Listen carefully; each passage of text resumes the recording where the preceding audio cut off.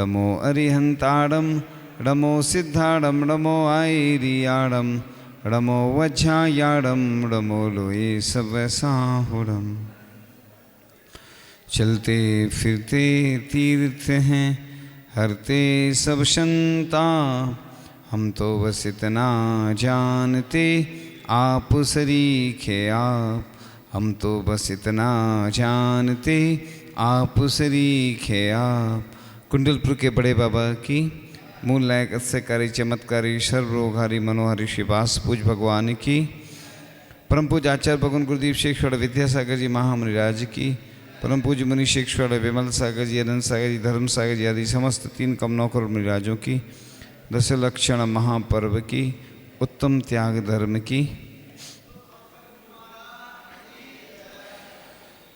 सभी लोगों को सीधे बैठना है अर्ध पद्मासन मुद्रा में। भगवान की जो मुद्रा होती है वो पद्मासन होती है। आवाज़ गूंज रही एकदम ध्यान में, बिल्कुल एक एक शब्द लोगों के अंतरंग में आना चाहिए। तो रीढ़ की हड्डी को सीधा करते हुए बैठना है और नासाग्र दृष्टि रखना है। नाक का अग्रभाग दिखेगा, आधी आँखें बंद होंगी, आधी खुली रहेंगी। और ओम का उच्चारण करते हुए प्रारंभ करते हैं। दुनिया की सर्वश्रेष्ठ प्रक्रिया ध्यान के माध्यम से रोग, तन और मन और आत्मा के रोग ठीक होते हैं। ऊपर थोड़ा सा देख लीजिए, ऊपर चले जाओ। एक जने, इसलिए तो आज हर चीज़ दुर्लभ होती चली जा रही है। सुविधाएं तो बढ़ रही हैं लेकिन दुविधा भी बढ़ रही है। कोई भी काम करना हो बहुत सारी विघ्न बाधाएं आती हैं, तब जाकर वो काम संपन्न हो पाता है।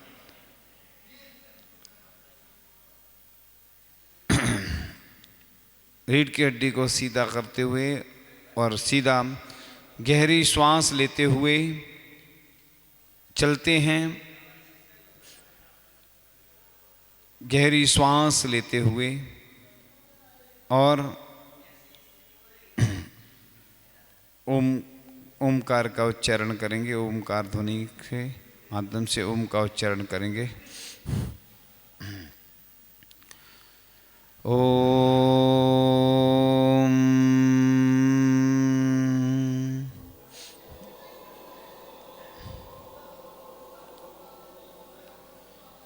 ओम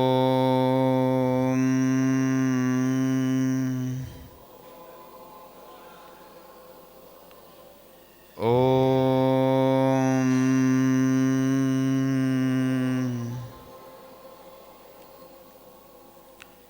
हे प्रभु, मैंने आपके गुणों का वर्णन किया था। आपके अंदर अनंत गुण हैं और मैं आपके गुणों का वर्णन नहीं कर सकता हूँ।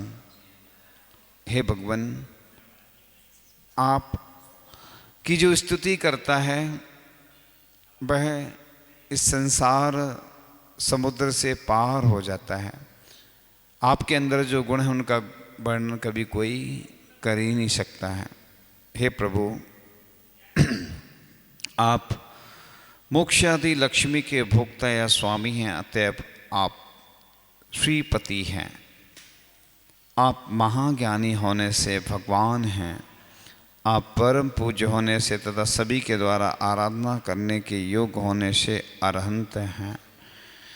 आप कर रूपी रस से रहित होने से अर्जा हैं। आपके द्वारा भव जीवों के कर्मल दूर होते हैं तथा आप ज्ञानावरण दर्शनावरण से रहते हैं, अतः विरजा हैं। आप परम पवित्र हैं कि वह पूर्ण ब्रह्मचर्य को पालन करने वाले हैं अथवा अन्न मल आदि की बाधा से रहते व मोह रहते तथा आप शुचि हैं। आप धर्म रूपी तीर्थ के करता हैं तथा संसार से पार करने वाले द्वादशांग रूपी तीर्थ करता हैं, इसलिए आप तीर्थकृत हैं। आप केवल ज्ञान से युक्त होने से केवली हैं। आप अनंत शक्तिमान हैं तथा सबके ईश्वर हैं, इसलिए आप ईशान हैं। आप 8 प्रकार की पूजा के लिए योग्य होने से पूजार हैं। आप ने अपने घातिया कर्मों का नाश कर दिया तथा पूर्ण ज्ञान प्राप्त कर लिया, इसलिए आप स्नातक हैं। आप धातु उपधातु आदि मल रहित होने से अमल हैं। आपकी केवल ज्ञान दीप्ति अथवा आपके शरीर की कांति अनंत है अतः आप अनंत दीप्ति कहलाते हैं। आप ज्ञान रूप होने से ज्ञानात्म कहलाते हैं। आपने आप ही मोक्ष मार्ग में आप प्रवृत्त हुए अथवा बिना गुरु के स्वयं महाज्ञानी हुए, इसलिए आप स्वयं बुद्ध कहलाते हैं। आप तीनों लोकों के स्वामी होने से अथवा सभी को उपदेश देने से प्रजापति हैं। आप संसार और कर्मों से रहित होने से मुक्त हैं। आप में सामर्थ्य होने से अथवा अनंत शक्ति होने से आप सक्त हैं। आप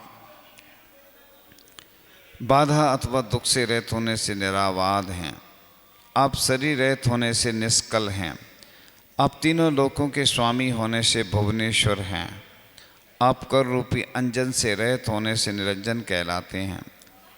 जगत को प्रकाशित करने से अथवा मोक्ष मार्ग का स्वरूप दिखलाने से आप जगत ज्योति हैं। आपके वचन पूर्वा पर अविरुद्ध होने से प्रमाण हैं, इसलिए आपको निरुक्तोक्ति कहते हैं। आप रोग रहित अथवा खेद रहित होने से निरामय हैं। अनंत काल बीतने पर भी आपकी स्थिति अचल रहती है, इसलिए आप अचल स्थिति कहलाते हैं। आप व्याकुल रहित हैं अथवा आपकी शांति कभी भंग नहीं होती, इसलिए आप अक्षोम्य कहलाते हैं। आप सदा नित्य रहने से अथवा लोक शिखर पर विराजमान होने से कूटस्थ कहलाते हैं। आप गमनागमन से रहित होने से स्थाणु हैं। आप क्षय रहित होने से अक्षय हैं। तीनों लोक में सबसे श्रेष्ठ होने के कारण आप अग्रणी कहलाते हैं। आप मोक्ष पद को प्राप्त होने से ग्रामणी कहलाते हैं। आप समस्त प्रजा को धर्मानुसार चलाते हैं, इसलिए आप नेता हैं। आप शास्त्र से उत्पन्न करने वाले अथवा धर्म व मोक्ष मार्ग का उपदेश देने वाले, इसलिए आप प्रणेता कहलाते हैं। आप प्रमाण और न्यायों के स्वरूप को दिखाने वाले अतः आप न्याय शास्त्रकृत कहलाते हैं। आप सभी को हित रूप उपदेश देने से शास्ता हैं।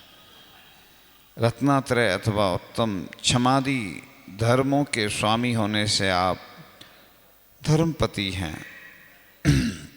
आप धर्म रूप होने से धर्म हैं। आप धर्मात्माओं की वृद्धि करने से धर्मात्मा हैं।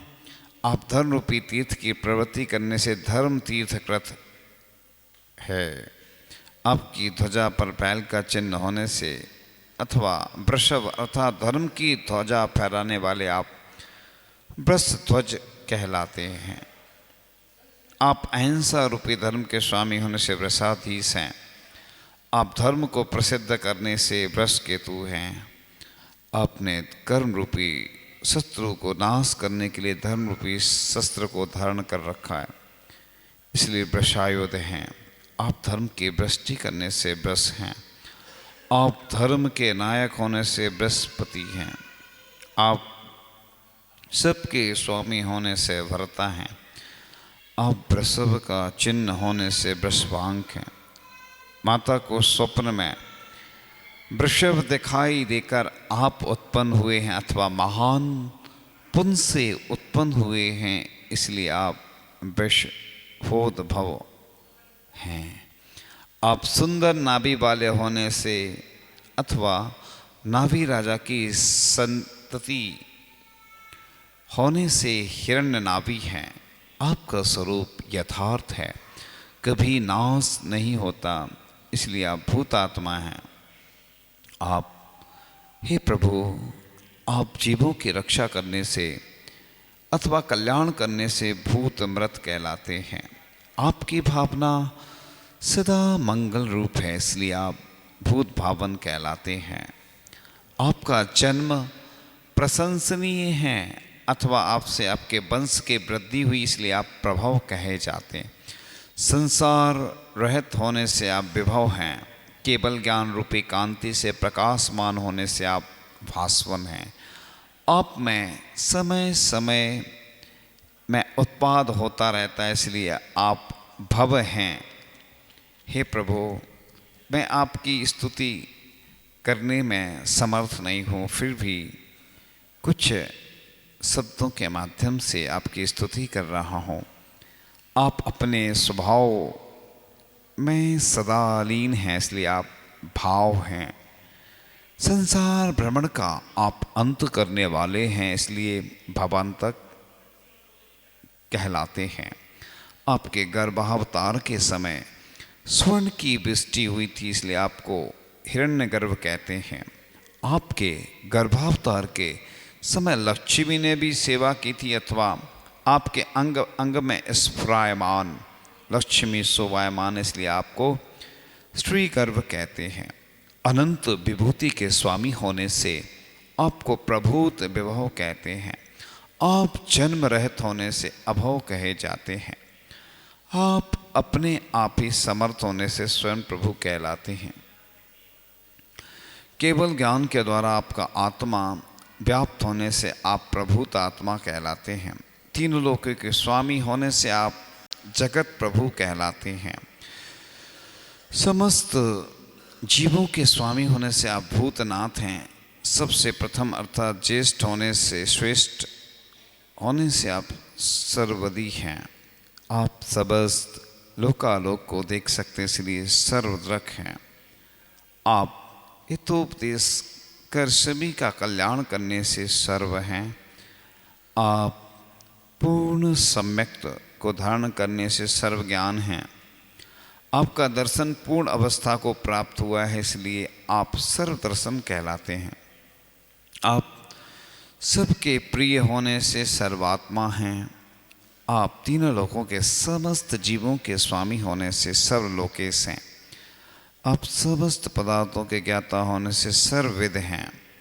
आप अनंत वीर होने के कारण समस्त लोक को जीतने वाले, इसलिए सर्वलोक जित कहलाते हैं। आपकी पंचम मोक्ष गति अतिशय सुंदर होने से अथवा आपका ज्ञान प्रशंसनीय होने से आप सुगति कहलाते हैं। आप अत्यंत प्रसिद्ध होने से अथवा उत्तम शास्त्र ज्ञान को धारण करने से आप सुश्रुत हैं। आप भक्तों की प्रार्थना को अच्छी तरह से सुनते हैं, इसलिए सुश्रुत कहलाते हैं। आपकी वाणी सप्तभंग स्वरूप होने अथवा हितोपदेश देने से आप सुभाग कहलाते हैं। आप सबके गुरु होने से शूरी हैं। आप शास्त्रों के पारगामी होने से बहुश्रुत कहलाते हैं। आप जगत प्रसिद्ध होने से अथवा शास्त्रों में भी आपका यथार्थ स्वरूप जाना नहीं जाता, इसलिए आप विश्रुत हैं। आपकी केवल ज्ञान रूपी किरणें सब और फैली हैं, इसलिए आपको विश्वतः पाद कहते हैं। लोक के शिखर पर विराजमान होने से आप विश्व शीर्ष हैं। आपका ज्ञान अत्यंत निर्दोष है, इसलिए आपको शुचि श्रवाह कहते हैं। अनंत सुखी होने से आप सहस्र शीर्ष हैं। आत्मा के स्वरूप को जानने से अथवा लोकालोक को जानने से आप क्षत्रज्ञ हैं। आप अनंतदर्शी होने से सहस्राक्ष हैं। अनंत वीर को धारण करने से आप सहस्रपाद हैं। भूत भविष्यत वर्तमान तीनों कालों के स्वामी होने से आप भूत भव भवत पत्रा हैं। आप समस्त विद्याओं के तथा केवल ज्ञान के स्वामी होने से विश्व विद्या महेश्वर कहे जाते हैं।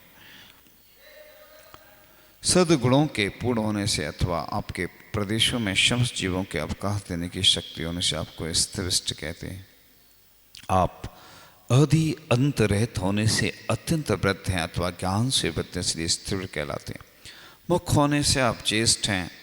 सबके अग्रगण होने से आप पृष्ठ हैं। अत्यंत प्रिय होने से आप श्रेष्ठ हैं। अतिशय बुद्धि को धारण करने वाले होने से आप वरिष्ठधि कहलाते हैं। आप अत्यंत स्थिर अर्थात अविनाशी होने से शिष्ट कहे जाते हैं। अत्यंत गुरु होने से आप गरिष्ठ हैं।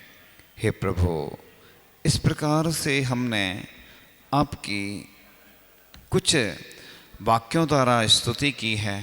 हे प्रभु, आपके अंदर अनंत शक्ति है और हमें भी अपनी अनंत शक्ति को प्रकट करना है, जिसके माध्यम से मैं अपना कल्याण कर सकूं। हे प्रभु, बस आप जैसी ही शक्ति की अभिव्यक्ति हो और हम भी अपने कर्मों का क्षय कर सकें। हे प्रभु, मैंने भूत में और वर्तमान में न जाने कितने ऐसे पाप के कार्य किए, एक इंद्रिय से पंचेंद्रिय तक के जीवों को सताया, कितने सारे जीवों को मैंने कष्ट दिया, कभी सौंदर्य प्रसाधन के माध्यम से, कभी खाद्य पदार्थों के माध्यम से, कभी अपने सुख के लिए वाहन आदि के माध्यम से कितने सारे जीवों का घात किया। यात्रा की तो कितने सारे जीवों का वध हो गया, और कभी ऐसे ही घूमने निकल गया और घूमने गया तो कितने सारे जीवों का घात हुआ। हे भगवान, मैं अपने मुख से वर्णन नहीं कर सकता हूँ मेरे द्वारा कितने ऐसे पाप के कार्य हुए हैं। मैंने जो आपसे कहे हैं उससे भी अधिक जो मुझे ज्ञात नहीं हैं। इतने सारे पाप के कार्य मैं हमेशा करता रहा और उसी में आनंद लेता रहा कि मैं बहुत अच्छा कर रहा हूँ। बहुत सारे लोगों ने उस कार्य की प्रशंसा की तो मैं और फूल गया और पंचेंद्रिय के वशीभूत होकर इन सभी का आनंद लेता रहा। हे प्रभु, अब मैं अपनी निंदा कर आलोचना करता हूँ, मेरे पाप सब मिथ्या होवे। हे प्रभु, मेरे अंदर वह शक्ति आए कि जिससे मैं पाप से बचकर पुण्य कार्य कर सकूं। आपका अभिषेक, शांति धारा, पूजन, अनुष्ठान, जाप आदि पुण्यवर्धनी क्रिया करके अपने पुण्य की वृद्धि कर सकूं। हे प्रभु, मैं हमेशा बस आपकी ही भक्ति करता रहूं, जिससे मुझे जब भी समय मिले उन अच्छे सर्वश्रेष्ठ समय का उपयोग करके मैं अपने पुण्य का विस्तार कर सकूं। हे प्रभु, मैं पुण्य के कार्य कम करता हूं और पाप के कार्य अधिक करता हूं, इसलिए मेरे खाते में पुण्य कम पड़ जाता है। हे प्रभु, बस इतनी शक्ति देना कि मैं आपकी भक्ति कर सकूं और अपने कर्मों की निर्जरा कर सकूं। हे प्रभु, मैं महा आनंद की अनुभूति करने की भावना करता हूँ। अपने जीवन का एक एक मिनट का मैं उपयोग कर सकूं और कर्मों की निर्जरा कर सकूं, पुण्य का बंद कर सकूं। हे प्रभु, दुनिया में मेरे बहुत सारे व्यक्तियों से जुड़ाव हैं, परिवार से, समाज के अन्य लोगों से, लेकिन वस्तुतः मेरा कोई नहीं है, मेरे आप ही हैं। हे प्रभु, इस संसार के सब झूठे रिश्ते नाते हैं। धीरे धीरे इसी प्रकार से अपनी निंदा का आलोचन करके आंखें खोलते हुए 3 बार अपने हाथों से अपने मुख का स्पर्श करेंगे। श्वास छोड़ते हुए ओम का उच्चारण करें पहले 3 बार। ओम।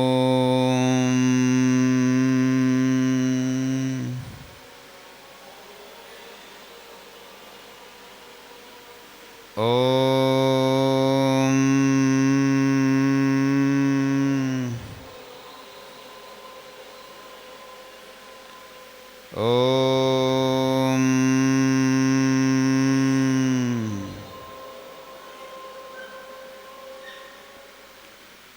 अब अपने हाथों से अपने मुख का स्पर्श करेंगे, यानी एनर्जी ग्रहण करेंगे।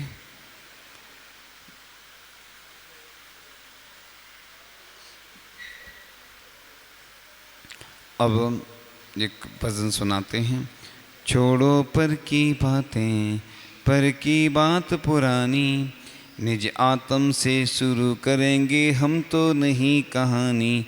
हम आत्मज्ञानी, हम भेद विज्ञानी, आओ आत्म के आनंद की खान बताएं, रत्नात्रय से सजा हुआ भगवान दिखाएं। निज आत्म ही परमात्म है, सुख की यही रवानी, मत कर हैरानी, तज दे नादानी। कर्मों और पापों की झंझट अब तो छोड़ो, निज की दृष्टि में मुक्ति से नाता जोड़ो। समय सार है, नियम सार है, और है माँ जिनवाणी। हम आत्मज्ञानी, हम भेद विज्ञानी, निज प्रभुता को भूल जगत में अब तक रोए। जिन शासन पाकर ए अवसर अब क्यों खोए। गुण अनंत हैं, सुख अनंत हैं, आनंद में जिंदगानी। हम आत्मज्ञानी, हम भेद विज्ञानी। जिन मंदिर में जाकर आत्म ध्यान लगाएं, निज में निज को ध्याकर परमात्म हो जाएं। यही रीत है, यही नीति है, अंतिम लक्ष्य बखानी। हम आत्मज्ञानी, हम भेद विज्ञानी। इस प्रकार से आज का यह ध्यान का विषय पूर्ण होता है। और आज फिर लोगों का पुण्य बरस रहा है ना। स्लो ड्राइव है, अभी स्पीड कम है, लेकिन पुण्य तो देखो पहले तपते हैं ना, तप के बाद ही ये होता है। जब मानसून बनता है ना, उसके लिए पहले गर्मी ज़रूरी है, और गर्मी से ही वो बनता है। भले ही हल्की हल्की बारिश हुई है, लेकिन उससे राहत मिलती है, मौसम अनुकूल होता है ना। सबसे अच्छी संलेखना कब मानी जाती है बताओ? चातुर्मास में, क्योंकि चातुर्मास में जठराग्नि मंद होती है और बारिश होने से अनुकूलता बन जाती है। तो जो उपवास आदि करते हैं उनको अंत समय में बहुत अच्छी अनुकूलता रहती है, क्योंकि अभी से अभ्यास किया है। जो कभी उपवास नहीं करता है उसको अंत समय में बहुत तकलीफ होती, कभी जिंदगी भर उपवास नहीं किया। इसलिए जो भी अपन साधना कर रहे हैं सब फायदेमंद है। ऐसा नहीं सोचना कि ये बेकार जा रही है, हमें क्या करना, हमें थोड़ी महाराज जी बनना कि माता जी बनना। लोग यही समझते हैं, लोगों की भावना ऐसी रहती है। यहाँ पर है ना 60-70 लोगों की सूची तो लगभग आ चुकी है, 100 के अंदर हो सकती है। कितनी लोग 16 उपवास करेंगे, कितने 10 करेंगे, कितने 5 से अधिक करेंगे। अच्छी भावना है लोगों की, और लोगों का पुण्य बढ़ता चला जा रहा है। पुण्य बढ़ता